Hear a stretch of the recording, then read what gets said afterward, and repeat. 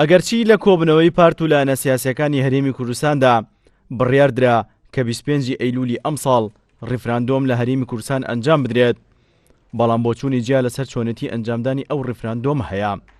بۆ ئەوەش ئەندامێکی جیڤاتی نیشتیمانی گۆڕان دەڵێت ڕیفراندۆم مەسەلەیەکی چارەنووسسازە و بۆ مەسەلە چارەنووسسازەکانیش دەبێت پەرلەمان بڕیاری لەسەر بدات. ڕیفراندۆم بۆ شتێک دەکرێت کە چارەنووس ساز بێ.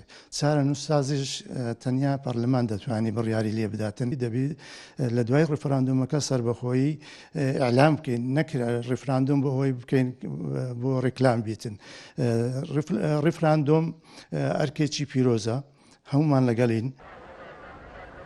هەر سەبارەت بە شێوازی ئەنجامدانی ڕیفراندۆم ئەندامێکی مەکتەبی سیاسی یەکێتی نیشتیمانی کوردستان دەڵێت بۆ ئەوەی ڕیفراندۆمەکە بە هەمان دەردی ڕیفراندۆمەکانی دیکە نەچێت، پێویستە شەرعیەتی پێ بدرێت. ئەو شەرعیەت وەرگرتنش لە ڕێگەی پەرلەمانەوە دەبێت. هەر بۆیە یەکێتی جەخت لەسەر کارەکردنەوەی پەرلەمان دەکات.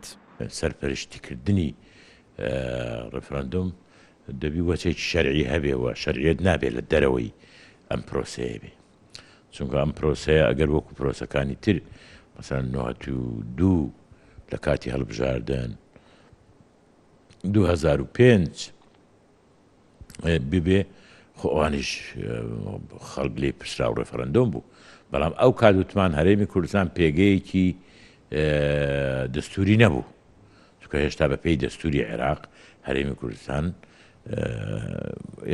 کوردستانی باشوور هەرێمێک نەبوو، بەڵام ئێستا بە پێی دەستوری عێراق هەرێمێکەوە پێگەیەکی دەستوری هەیە، بۆیە شەرعیەتی ئەوەی ئێستا فەرقی هەیە لەگەڵ ئەوەی ئەوسا.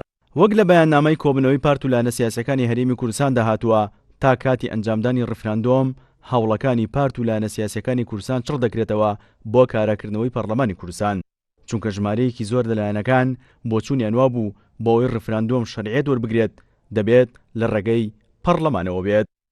سیروان حوسێن، کورسان نیوز، هەولێر.